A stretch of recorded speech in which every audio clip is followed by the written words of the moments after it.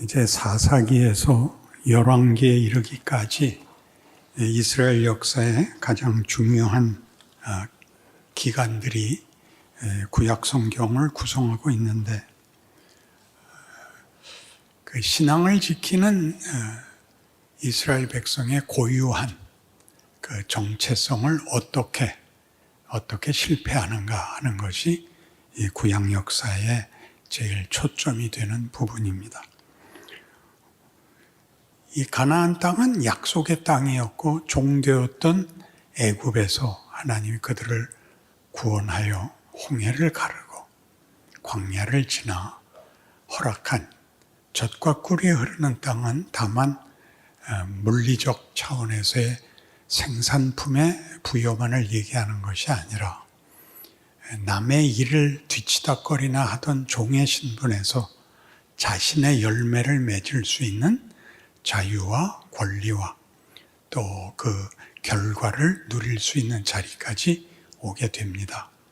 그래서 광야에서 율법을 주시고 하나님을 순종해야 할 것을 가르치는 것은 인간이 무엇이 되어야 하는가, 인간의 정체와 지위는 무엇인가 하는 데 대한 가르침이라면 그것을 실제로 살아내어 열매를 맺고 자신의 정체를 밝히는 것이 이제 이스라엘의 역사인데, 사사기 내내, 열왕기 내내 실패합니다. 그런 실패의 역사를 하나님은 왜 이렇게 구구절절히 반복해서 남기셨고 신약의 전제 조건으로 삼는가 하는 것이 우리가 기억해야 할, 이해해야 할 부분이죠. 오늘도 본문에서 보다시피 이스라엘 백성은 가나안에 들어오면서 있었던 전쟁과 하나님의 도우심과 이런 것을 경험한 세대가 다 죽자 그 후 세대들은 하나님을 제대로 기억하거나 제대로 순종하지 못했다 그겁니다. 그래서 3장 1절에 보듯이 여호와께서 가나안의 모든 전쟁들을 알지 못한 이스라엘을 시험하려 했다 이렇게 나오죠. 시험한다는 것은 우리로서는 부정적 의미가 훨씬 강하게 누구를 흔들고 믿는 것과 자신감을 빼앗는 것을 시험이라고 하는데, 성경에서 시험은 그런 유혹과 미혹됨에만 제한되지 않고 우리 교육을 받을 때와 같이 중간고사를 보고 기말고사를 보는 게 등급을 매기고 이제 속차를 매기는 것이 되어 말았는데, 실제로 시험을 보는 이유는 선생님 입장에서 학생들이 어디까지 알아들었나를 보는 방법입니다. 그래서 가르치는 자도 이 부분은 더 시켜야겠구나, 이 부분은 좀 더 내가 설명을 잘해야겠구나, 그런 반성을 하게끔 하는 것이죠.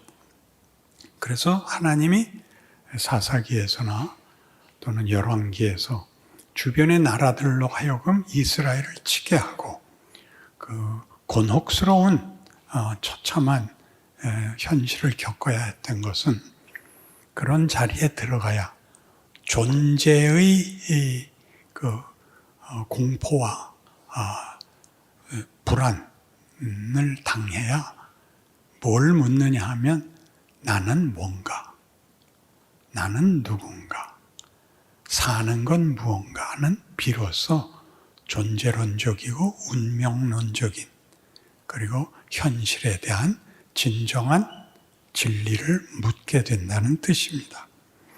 그래서 여기서도 오늘 본문의 6절에 있는 바와 같이 그들은 정체성을 잃어버립니다.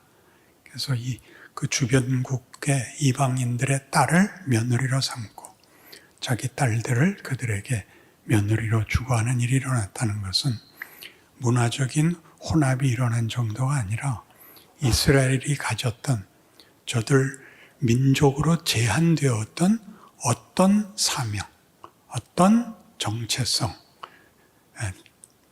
이방 모든 나라의 대제사장으로 부름을 받은 저들의 독특한 정체성이 어떻게 무너지고 있는가를 증언하고 있습니다. 그래서 이것이 어떻게 무너지는가 하는 얘기를 사사기와 열왕기에서 하고 있지만 그 실제적인 정체성의 핵심, 그것이 무너지는 도전과 시험의 그 방법 혹은 질문들, 위협들 이런 것들이 제일 잘 드러난 자리는 예수님께서 오셔서 공생애를 시작하기 직전에 광야에 나가 40일간 금식하시고 사단의 시험을 받는 세 시험에 가장 잘 드러나 있습니다. 첫 번째 시험은 줄이신 예수님께 사단이 이렇게 질문을 합니다. 네가 만일 하나님의 아들이거든 이 돌들을 명하여 떡덩이가 되게 하라. 이렇게 되죠. 여러분들도 받는 매일 시험입니다. 네가 예수 잘 믿는다는데 받은 게 뭐가 있냐? 이렇게 물어보는 겁니다. 그러면 사실 뭐 좋은 교회 다니는 것 외에는 받은 게 없죠. 이런 농담을 알아듣는 건 거의 우리 교회밖에 없습니다. 그렇죠? 그러니까 열심히 믿었는데 왜 우리가 기대하는 답이 없느냐 하는 질문을 사단이 던진 것이죠. 너는 심지어 하나님의 아들 아니냐? 그런데 줄여야 된다는 게 말이 되냐? 그러니 돌들로 떡을 만들어 먹어라. 그랬더니 예수님의 답이 사람이 존재를 연장하는 것이 책임이 아니고 그 가치와 의미를 가져야 된다. 사람이 떡으로만 사는 것이 아니고 하나님의 입으로 나오는 모든 말씀으로 산다. 그래서 자주 떡과 말씀으로 대비되는데 이 말씀인 특별한 이유는 여호와의 입에서 나오는 말씀. 그래서 떡과 말씀이 아니라 떡과 하나님입니다. 그러니까 하나님께서 말씀하시는 것이 우리에게 떡이라는 거죠. 진짜 떡, 진짜 양식. 하나님이 우리에게 누구이신가 하는 문제가 하나님은 우리를 만들어 놓고 우리가 어떻게 사나 보자 하는 심사위원이 아니라 우리 존재의 가치와 운명을 주시는 생명과 진리의 하나님이다. 이렇게 답을 하는 거죠. 그러니까 우리가 살면서 핍절한 경우를 겪었을 때라도 말하자면 물질적 핍절함이 내게 가져오는 공포나 내게 가져오는 근심, 걱정들이 우리가 경계해야 할 또는 해결해야 할 가장 중요한 문제가 아니라 나는 하나님의 사랑을 입은 자녀라 하는 것을 잊지 않아야 되는 것입니다. 죽어도 된다. 이건 굉장한 것이죠. 떡을 두 번째 필요로 밀어낼 수 있어야 된다. 그런 뜻입니다. 그러자 사단이 두 번째 문제를 내죠. 높은 성전 꼭대기에 예수님을 모시고 가서 여기서 뛰어내려라. 그러면 네가 만일 하나님의 아들이라면 여기서 뛰어내렸을 때 하나님이 너를 다치거나 넘어지거나 상하지 않게 네 발을 안전하게 붙잡아 줄 것이다. 그러자 굉장히 엄한 대꾸를 하십니다. 주 너의 하나님을 시험하지 말라. 첫 번째 질문에 있었던 것에서 굉장히 납득이 가는 조금은 온유한 답을 하는 그 분위기와 다르게 그 질문을 하는 사단을 향하여 몹시 증오심과 심한 꾸중을 하는 답이 나왔죠. 주 너의 하나님을 시험하지 말라. 이것은 무슨 뜻이냐면 집에 가셔서 예레미야 7장을 찾으시면 이제 남유다가 망할 즈음에 예레미야라는 선지자가 등장하여 그 유다 백성들을 하나님의 말씀으로 꾸짖습니다. 제대로 하나님을 섬겨라. 너희의 욕심대로 살지 마라. 너희의 정체성과 사명과 진정한 영광을 다른 것과 바꾸지 마라 하는 얘기 속에 하나님의 말씀을 듣고 이스라엘 백성들에게 이 엄한 고중을 해야 됩니다. 성전문 앞에 서서 성전으로 들어가는 백성들 앞에 너희는 이것이 여호와의 전이라 여호와의 전이라 여호와의 전이라 하는 거짓말을 믿지 마라 라고 꾸짖습니다. 성전은 제사를 드리는 곳이었고 그래서 하나님을 모신 장소였고 이스라엘 백성들이 율법을 받고 제사 제도를 허락받아서 성전 안에 제사 드릴 수 있는 모든 준비와 제사장을 준비시키고 하나님을 만나는 지성소까지 가지고 있었기 때문에 이것으로 하나님은 우리 편이다 이렇게 안심하고 있는 것을 꾸짖는 대목입니다. 그것은 마치 사무엘서에서 이스라엘 백성이 블레셋의 공격을 받아 싸울 때 전쟁에서 패하자 그들이 뭐라고 반성을 하느냐 하면 우리가 하나님을 모시지 않고 이 전쟁에 나와서 패하게 되었으니 가서 여호와를 모셔오자. 그래서 실로에 있는 법궤를 가져오게 합니다. 그래서 법궤는 잘 아시다시피 율법을 새긴 돌과 만나와 지팡이가 들어있는 중요한 그 궤인데 그 율법을 기록한 그 돌판이 들어있음으로 인해서 여호와의 임재를 상징하고 있었던 것입니다. 그래서 그 법궤를 가져오므로 그 군대가 사기충천해져서 큰 고함을 지르고 힘이 다시 충전되자 블레셋 사람들이 큰일 났다. 저 이스라엘 나라에 신이 임재했으니 내일 싸울 때는 전보다 배나 더 힘을 내야 된다. 그렇게 스스로들 충전을 하고 이스라엘은 이스라엘대로 여호와를 모셔왔으므로 사기가 충전해서 부딪혀서 전날보다 더 큰 패배를 당하고 하나님의 귀는 빼앗깁니다. 그러니까 거기에서도 등장했듯이 하나님을 모신다는 것은 어떠한 방법, 어떠한 예식, 어떠한 자신의 확인하는 방법론으로 소유할 수 있는 것이 아니라 하나님을 모신다는 것은 하나님이 우리에게 누구신가? 우리는 하나님 앞에 어떤 존재인가? 하나님은 우리를 왜 만들었나? 무엇을 만들려고 하나? 어떻게 하시려 하나가 하나님인데 주객이 전도되어 우리가 하나님께 할 건 다 했으니까 이제 하나님은 내 필요에 답해야 된다. 주객이 전도되는 이런 짓을 하면 너 죽는다 라고 얘기하는 것이 주 너의 하나님을 시험하지 말라라는 엄한 반응으로 나타나게 되는 것입니다. 이스라엘은 처음에 말씀보다 떡을 우선시하고 여기서도 자기네가 선택된 민족이라는 것과 여러 가지 율법과 제사 제도를 갖고 있는 것으로서 우월감에 가득 찬 것으로 그 우월감의 내용이 저들의 내용이 되는 것이 아니라 사는 것은 이방 민족과 방불하게 사는 것으로 자신들의 정체를 이뤘습니다.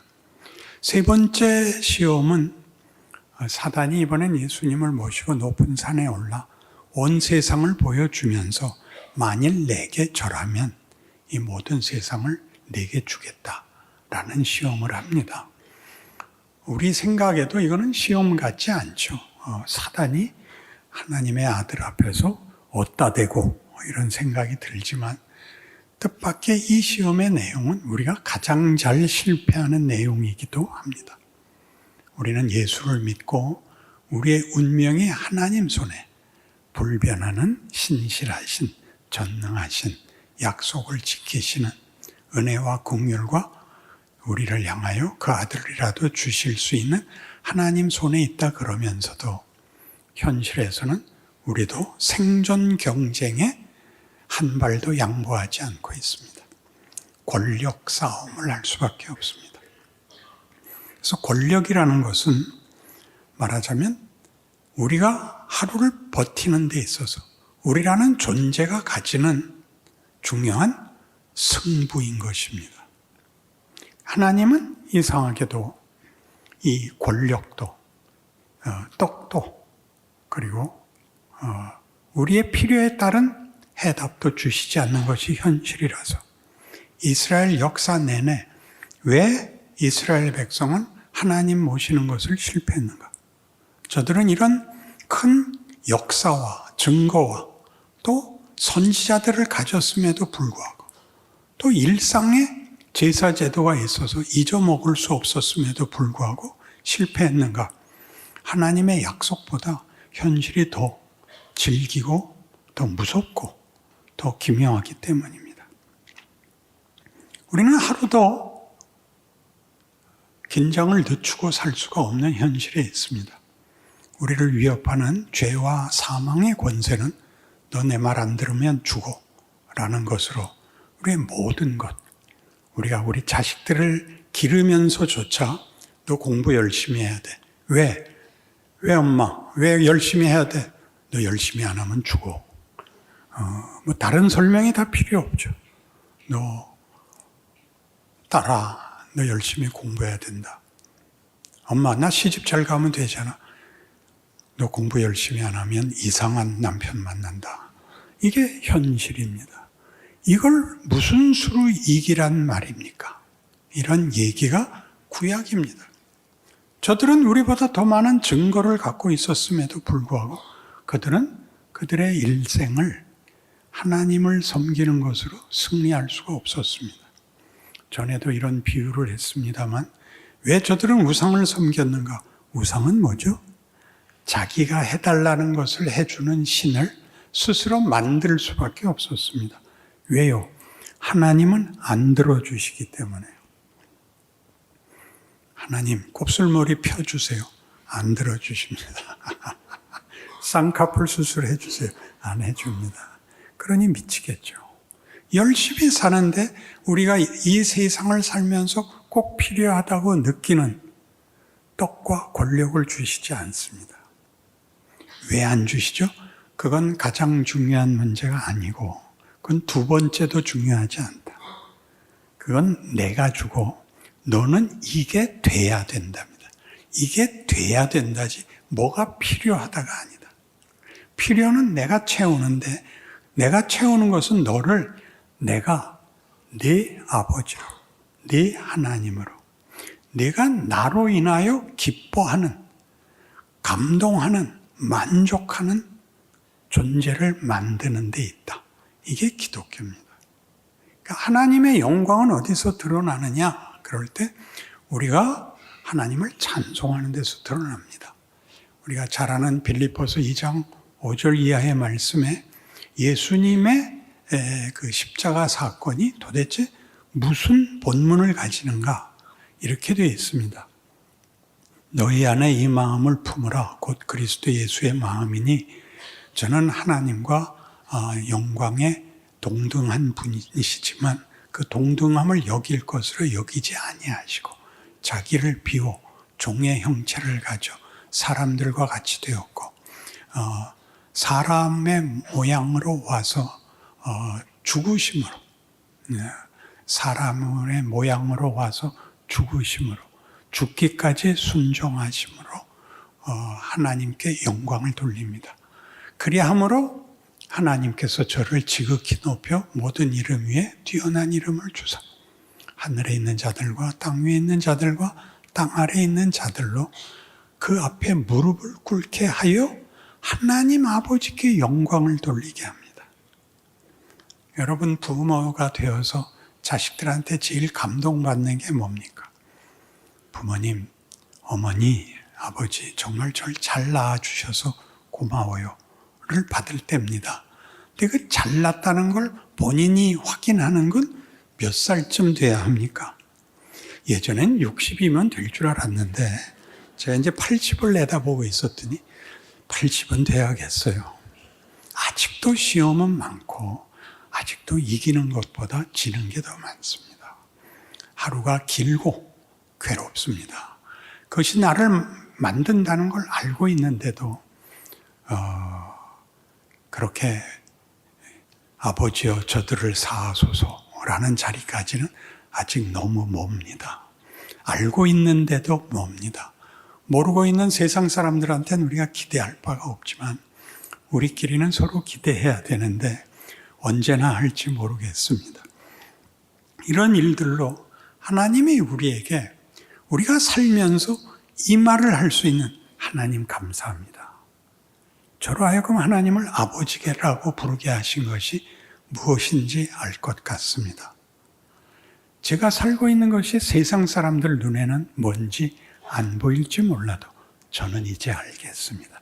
하나님이 우리에게 허락한 복은, 하나님의 형상은, 그 아들을 우리를 대신하여 십자가에 못 박는 것은 우리를 하나님의 최고의 지위, 최고의 상대, 최고의 영광의 자리로 목적하신 탓입니다.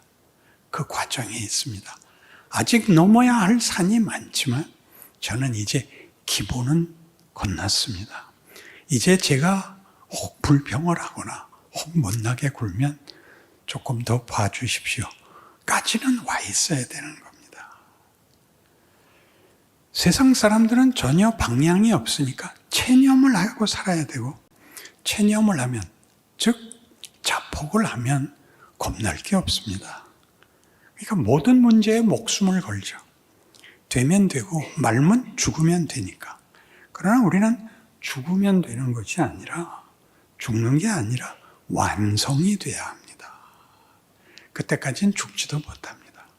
그러니까 괜히 중간에 죽었다가 다시 재수하는 그런 일은 없지만 상상이라도 살아생전에 하나님이 우리에게 하신 이 약속들을 우리가 다 이루어야, 완성되어야 한다는 것을 잊지 마시고, 세상이 우리를 괴롭게 하는 현실이 아무리 괴로워도 여러분 마음에 예수를 믿는다는 것이 신앙적 자존심이 되어야 합니다.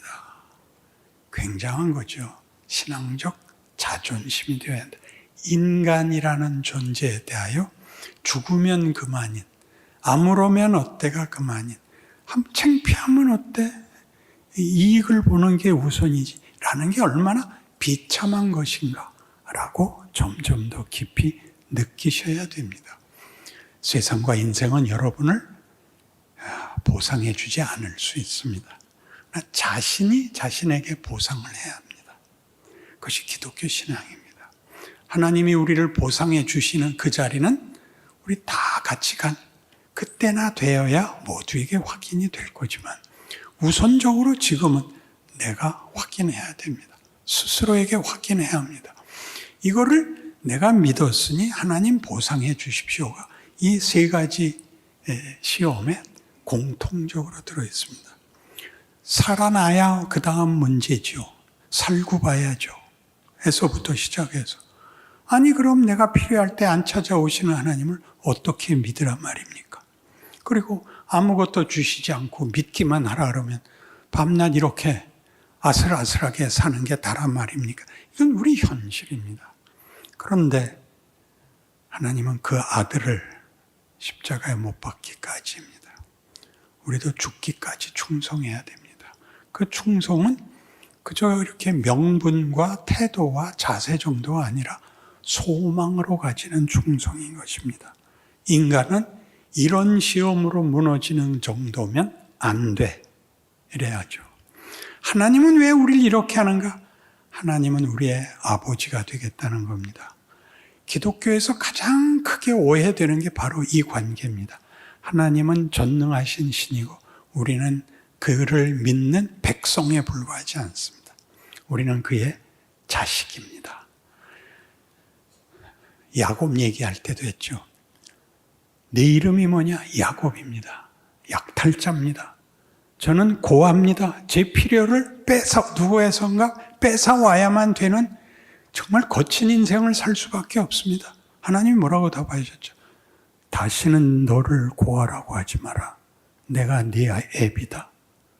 너 자식 이기는 부모 봤냐? 네가 죽을 것 같다고? 내가 놔둘 것 같냐? 자식이 죽어서 부모를 섬기더냐? 부모가 죽어서 자식을 만들더냐? 이렇게 얘기한 게 다시는 내 이름을 야곱이라고 부르지 마라. 내 이름을 이제는 이스라엘이라고 불러라였습니다. 어디서 그랬죠? 야곱이 평생에 모은 자기 꾀를 다 동원하여 얻어낸 재산 다 앞서 보내고 다시 빈털터리가 되어 서서 아무에게도 호소할 데도 없는 자리에서 그때 하나님의 도전을 받죠. 여러분이 야복나루를 여러 번 건너셔야 될 겁니다. 그러나 처음 건너는 것, 두 번 건너는 것, 세 번 건너는 것은 여러분으로 하여금 모든 것이 합력하여 선을 이루게 하시는 하나님의 진전, 키우심, 성실하심으로 나아가는 길이 될 것입니다. 그것을 우리 히브리서 12장에서 어떻게 하나님이 우리를 괴로운 현실 속에서 만들어 가는지를 성경이 어떻게 증언하고 있는지 한번 찾아가 봅시다. 히브리서 12장 1절에서 13절까지 말씀을 하나님이 우리에게 허락하시는 현실의 고단함이 어떤 사랑이며 어떤 정성인가 12장 1절에서 13절까지 함께 읽겠습니다.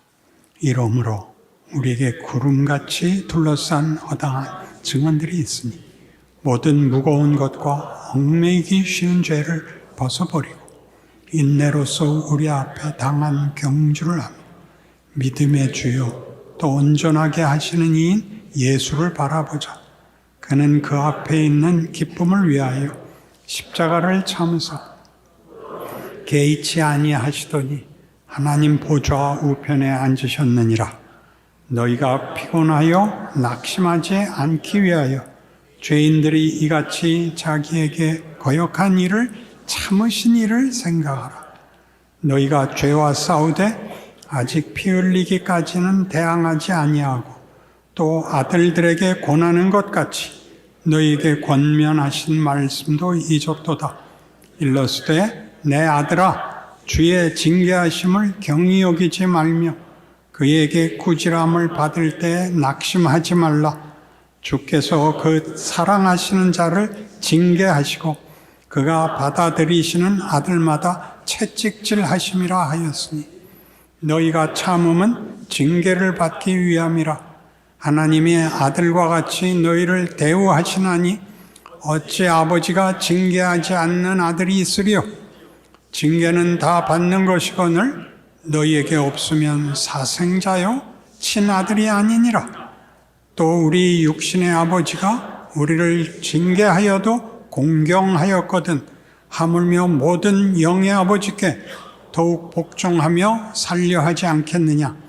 그들은 잠시 자기의 뜻대로 우리를 징계하였거니와 오직 하나님은 우리의 유익을 위하여 그의 거룩하심에 참여하게 하시느니라. 무릇 징계가 당시에는 즐거워 보이지 않고 슬퍼 보이나 후에 그로 말미암아 연단받은 자들은 의와 평강의 열매를 맺느니라. 그러므로 피곤한 손과 연약한 무릎을 일으켜 세우고 너희 발을 위하여 곧은 길을 만들어 저는 다리로 하여금 어그러지지 않고 고침을 받게 하라. 왜 징계를 하죠? 우리가 자식이기 때문입니다.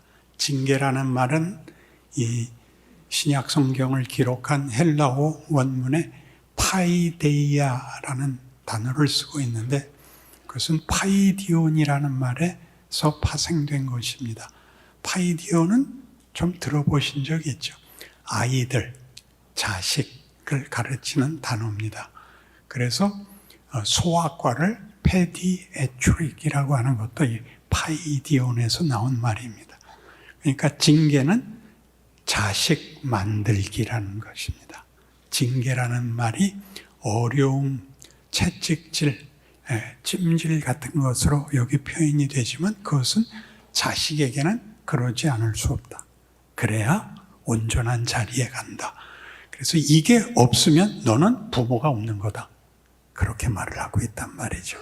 그러니까 세상 사람들 편하게 산다 그렇게 보지 마시고 여러분들이 귀한 존재와 신분과 지위와 운명을 갖고 있는 줄 아는 여러분의 신앙생활에 믿음의 끈기에 또 간절함으로 이겨내는 승리가 있기를 바랍니다. 기도하십시다. 하나님 아버지, 우리가 하나님을 알게 된 것은 하나님이 우리를 지으셨기 때문입니다.